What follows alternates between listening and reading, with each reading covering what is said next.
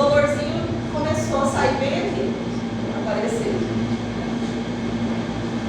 Um micro-organismo heterótrofo por absorção nada mais é do que um micro-organismo que já estava ali fazia dias.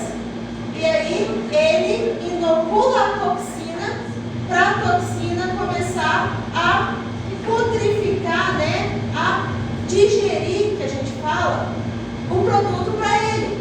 E aí quando aparece aquela ninfa, quando aparece aquele colorzinho aqui em cima, já foi contaminado o produto. Faz dias que os micro-organismos heterótrofos por absorção já estão ali, ó, fazendo o que a gente chama, né, de um processo digestivo para todos os micro-organismos. Ou seja, tudo está contaminado, não é só a partezinha que está visível aos nossos olhos, né? Porque daí a gente tira aqui, né?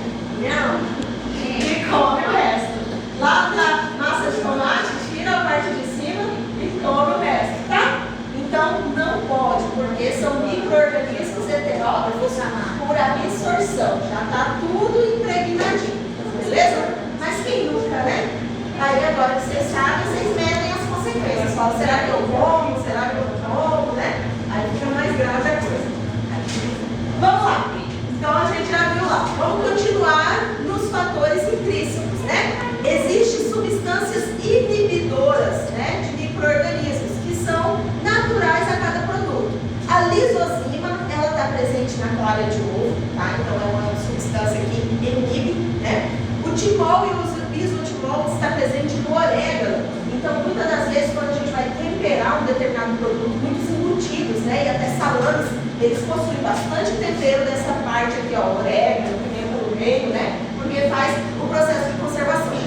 Aldeído cinâmico está presente na canela, também tem proteção, né, contra micro-organismos. A lisina presente no alho, já repararam que uma carne temperada demora muito mais para estragar do que uma carne que não está, né? Mesmo aquele bifinho lá que você deixou temperado na geladeira, na parte de baixo, ele com o tempero, o sal e o alho, ele vai durar mais tempo, ter um maior processo de durabilidade. O eugenol está presente no cravo e na canela também, ó, no cravo e na canela. E aí, né, ele tem as estruturas biológicas, que são protetores naturais. A capa de gordura, tá? É um protetor natural. De que forma, professor? Não falei para vocês que os micro-organismos não têm predileção por proliferar em gordura? Tanto é que os nossos antigos guardavam a carne frita dentro da lata de banho, né? Mais uma forma de proteção da gordura. Quando a gente abate um animal, um bovino, a gente quer aquela capa superficial de gordura, tá? Que eu ensino para vocês lá na inspeção, que vai de 0 a 5, de 1 a 5, vai de 1 a 5, que é a espessura da gordura presente em cada carcaça, tá? Depois que a gente abate, a gente chama de carcaça, para conferir proteção contra resfriamento, por exemplo. Coloquei um GIF no congelador da minha casa, sem estar com a Tupperware fechada, né? A Tupperware de sorvete fechada. E aí, o que acontece? Aquele frio que pega ali, né? Ele faz o quê? Ele faz com que as musculaturas, né? Ali o músculo presente se encolha. Isso não é interessante. Na indústria, muito menos. Já pensou? Uma carcaça inteira de bovino tendo um processo de encolhimento pelo frio, né? A gente chama de encurtamento das fibras musculares pelo frio. Então, isso não é interessante. Como que eu previno isso, professor? Controlando o frio e principalmente tendo uma cabinha de gordura, né, ali presente nas musculaturas para proteger contra o frio, bem como os micro-organismos. A pele, né, protege nos peixes e nas aves, né? No suíno aqui também a gente pode colocar a pele, porque a gente abate o suíno e deixa a pele, tá? Aí vai de preferência do consumidor, se ele quer comprar com pele ou sem pele. A casca do ovo, que a prof já falou para vocês lá no começo da aula, a película que envolve as sementes. Então tudo isso daí, né, são proteções naturais que a gente tem aí. E aí falamos de todos os fatores intrínsecos. Agora vamos para os fatores extrínsecos. Então intrínseco tudo que está no alimento, né?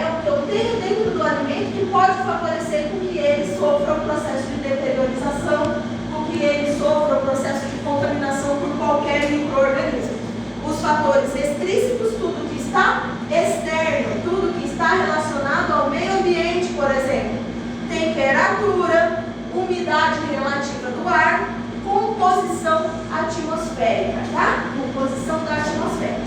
Vamos lá.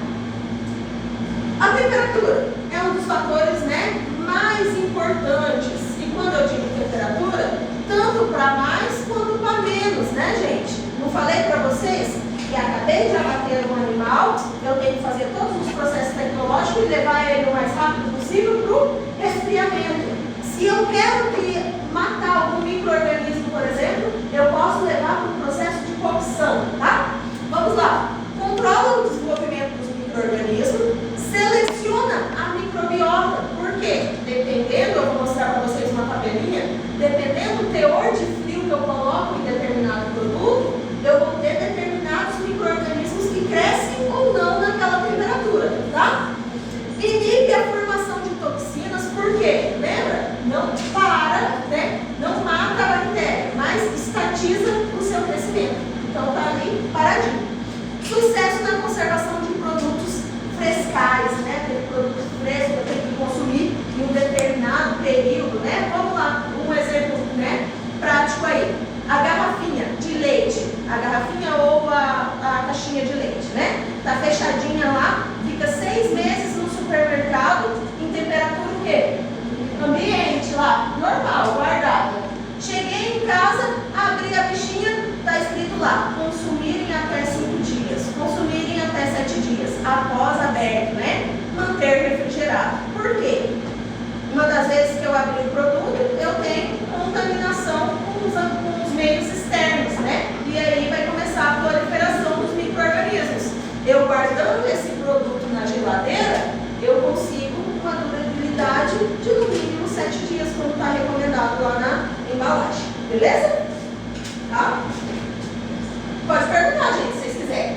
Aqui, ó, quando a professora falou da tabelinha, né? Que eu tenho determinados tipos de micro-organismos que crescem em determinadas temperaturas. Não vou colocar isso aqui lá, né, gente? Perguntar para vocês. Isso aqui quem tem que saber é a prof. Por exemplo, que a prof trabalha na área da indústria há muitos anos, né? E eu chego lá perante um problema, eu tenho que saber como solucioná-lo.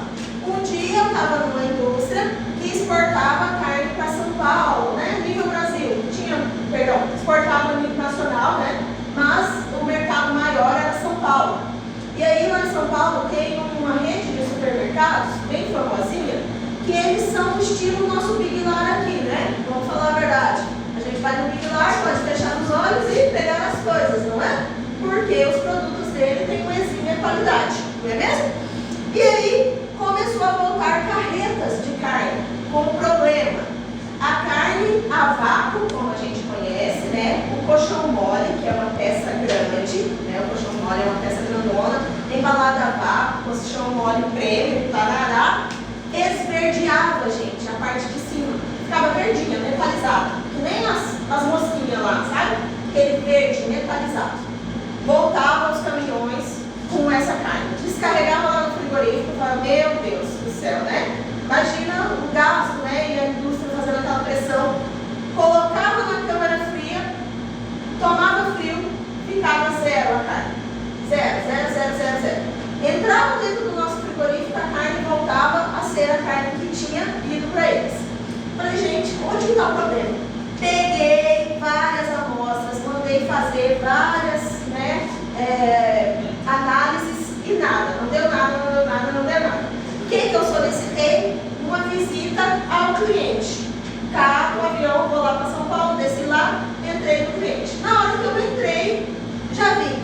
O caminhão parava daqui, lá na escada de saída, para descarregar as caixas, ali já ia perdendo frio. As gôndolas deles, né, era tudo encostado na parede. Então, se eu estou aqui no meio, está tendo frio em volta do meu corpo todinho. Se eu estou encostada na parede, só tem frio na parte que está, né, aqui. A parte que está encostada não está recebendo tanto frio quanto todas as outras. A porta não tinha vedação, né? A porta fechava, aquela, vamos imaginar a geladeira da nossa casa sem borracha, tá? Aí eu fiz um laudo, assinei junto com o gerente, e aí, gente, o que estava acontecendo? meu processo, tudo estava limpo lá no frigorífico, mas quando eu mandava para eles que chegava lá, o meu produto estava perdendo frio. E daí, micro-organismos mesófilos, ó, que em temperatura ótima, de 30 a 37, ó, temperatura muito mais 5 a 10 graus, eles começam a se proliferar. E eles têm essa coloração esverdeada, verde metalizada. Uma das vezes que eu devolvo frio naquele produto, estatiza o crescimento e a coloração retorna, tá? Então era esse tipo de produto. Paramos de vender para eles por um tempo, por quê? Gente, não é só porque você vende, o cliente não tem sempre razão, tá? É dura a verdade, mas tem que ser dita. Não tem sempre a razão o cliente, porque essa frase, né, eu nem gosto. O cliente tem sempre razão. Poxa vida, tem clientes também que você pode despedir. Fala, olha, não quero você como cliente. Está despedido. Paramos de vender para ele um tempo. Depois que ele arrumou toda essa parte estrutural, né, que eu creio que deve ter acontecido com outras empresas também o mesmo problema, porque, né, era um padrão Big Lar, gente. Então, tem que manter o padrão. E aí, a gente, depois de resolver tudo isso, a gente retornou a vender para ele, tá? Depois que ele resolveu toda a parte estrutural. Então, eu conto essa história só para vocês entenderem como é importante o frio, né? Em um produto de origem animal. É muito importante eu manter o frio no produto de origem animal. Beleza? Vamos embora. No leite, né? Em temperatura ambiente, sofre fermentação lática, né? Então, eu tenho bactérias que degradam ali a lactose e aí eu tenho a fermentação de forma rápida. E aí, em 2002, foi instituída a IN 51, que ela fala que todo leite após ordenhado, após 30 minutos de ordenha, ele tem que estar a temperatura de 4 graus Celsius, no mínimo, tá? Professora, ainda pode leite de galão? Pode, tá? Mas a lei fica, o critério fica o mesmo. Sabe leite de galão? Transportado no galão? Vocês nunca foram para a roça, gente? Já viram? Né? Aqueles galãozão que ordenha ali, tem 50 litros, tem 30 litros. Aquilo ali não é refrigerado, não é mesmo? E aí eu tenho que transportar para um local refrigerado em até 30 minutos. Porque, né, eu tenho que atingir essa temperatura aqui, né? E até 30 minutos eu tenho que atingir essa temperatura. E aí, após 2 horas de ordenha. Opa!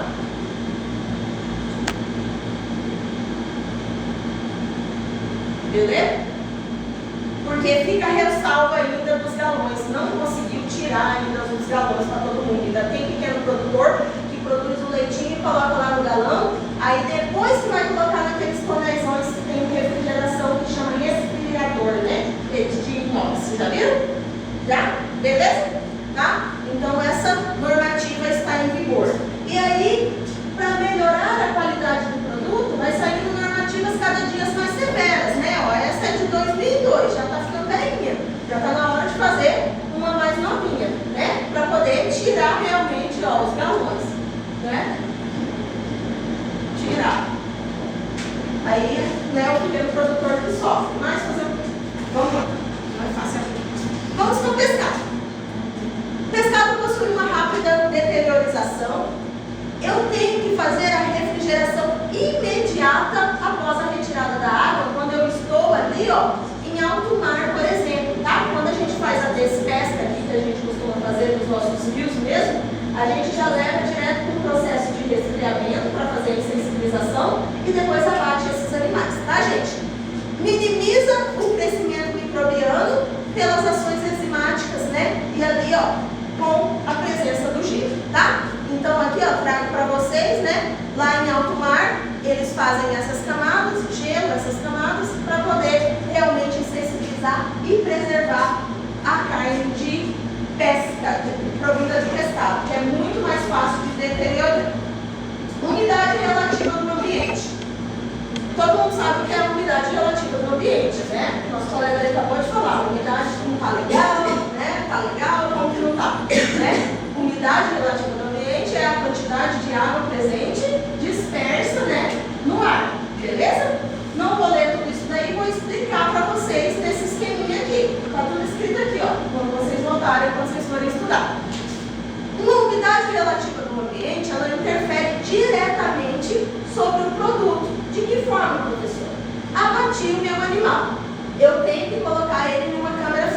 tá, gente? As câmeras frias são do tamanho dessa sala aqui, com frio intenso, porque eu tenho que fazer com que essa carne, essa carcaça, chegue a temperaturas de até 4 graus Celsius, né?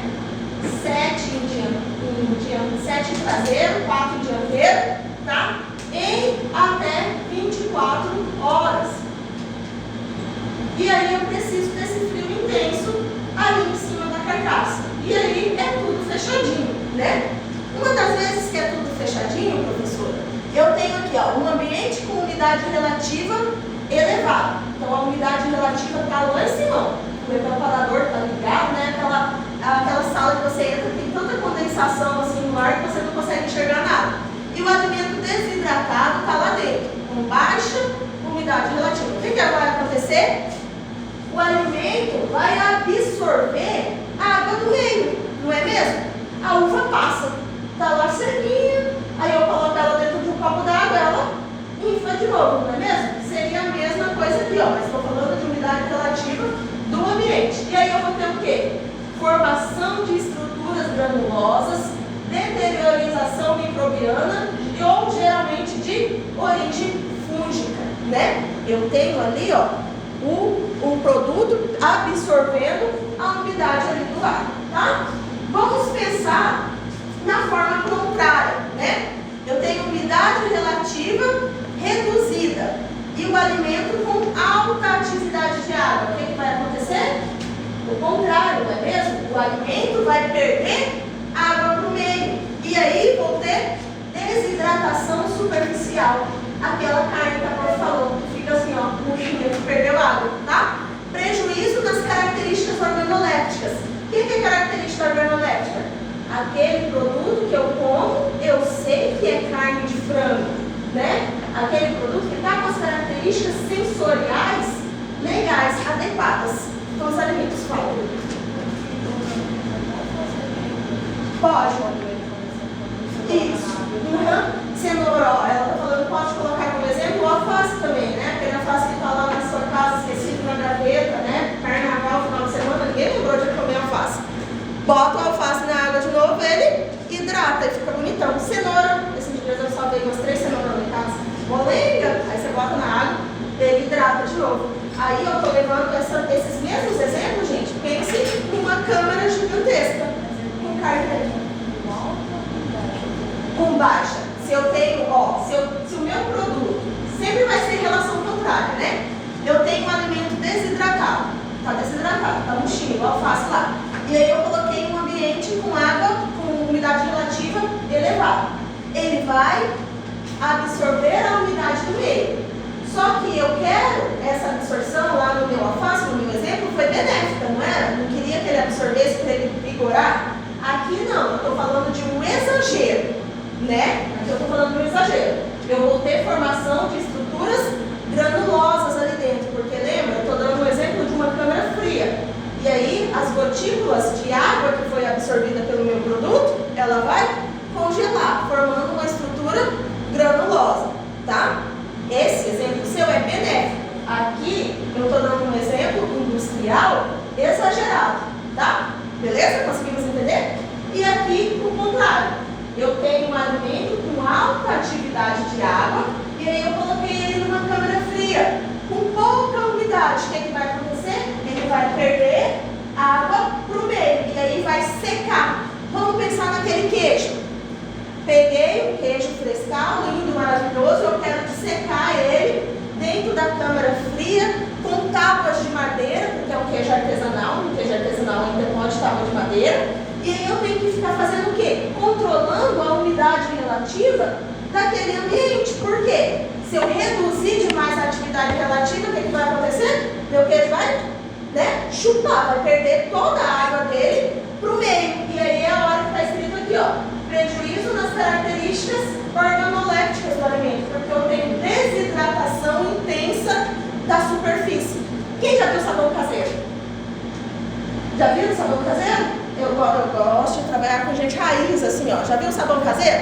A mãe da gente faz o sabão caseiro, a avó, né? Corta lá. Tem gente que coloca na sacola. Pra quê? Pra realmente manter aquela característica dele do sabão quadradinho. Quando a gente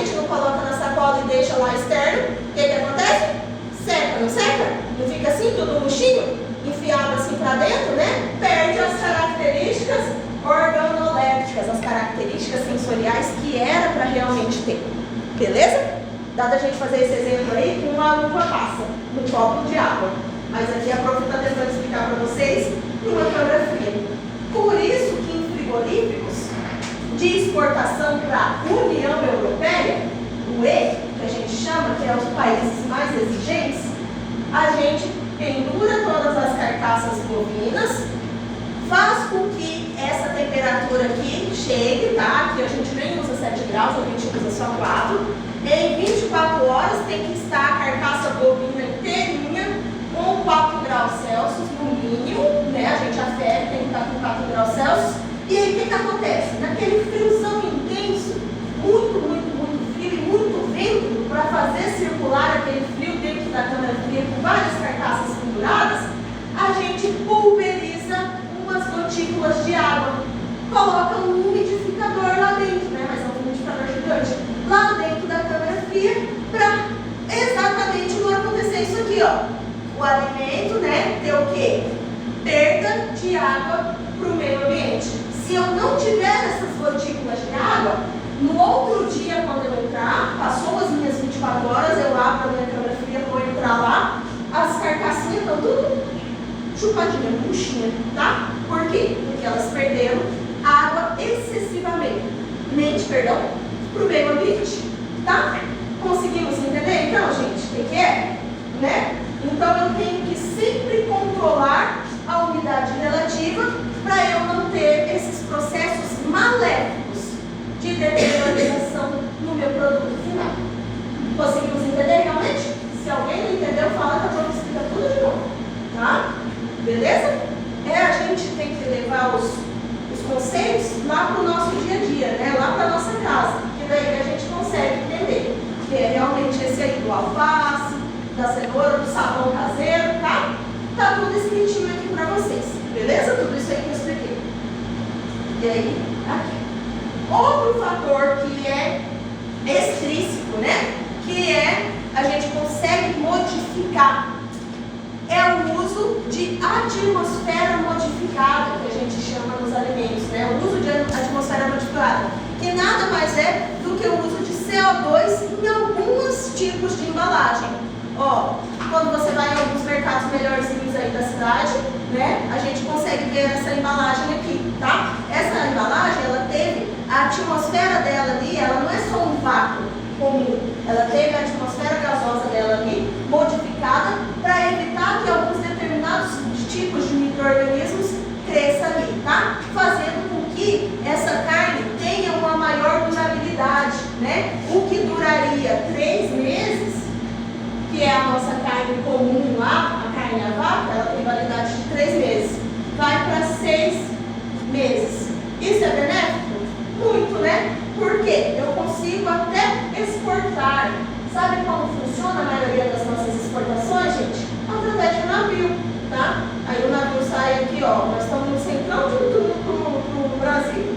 Sai, vai para São Paulo, de São Paulo vai para o Porto, do Porto vai para não sei para onde, pega o navio até chegar lá na Europa para descarregar, já passou, o produto já está quase vencendo, né? Se era aqui, ó, tá? Devido que os trâmites, né, comerciais aí. Agora não, eu consigo exportar porque eu tenho esse tipo de qualidade aqui, beleza? Uma atmosfera modificada dentro da embalagem para fazer com que o produto dure mais. É finish? Conclusão. Dúvida, gente?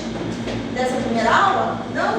Ó, os fatores intrínsecos e extrínsecos afetam na vida e na morte dos micro-organismos, né? E quando eu quero vida e morte dos nossos micro-organismos, a gente fala de durabilidade dos nossos produtos, né? E aí, ó, o controle desses fatores pode impedir a deteriorização dos alimentos, aumentando a vida útil do produto. É isso que a gente quer. Mais tempo de prateleira para que o nosso produto atinja mais públicos, tá? Né? Quando eu falo de exportação, quando eu falo de vender entre o país, dentro do nosso país mesmo, né? Atingir mais estados. Impedir a veiculação de doenças, isso daqui, um dos fatores mais importantes. Garantir a qualidade dos alimentos e também redução das fraudes, né? É aquele produto que eu tenho certeza da qualidade dele, porque eu segui todos os processos tecnológicos forma correta. Tá ok? Então, a gente está apresentado para vocês a matéria de tecnologia de produtos de origem animal. Nós nos vemos na próxima aula e qualquer dúvida, fale com a prof.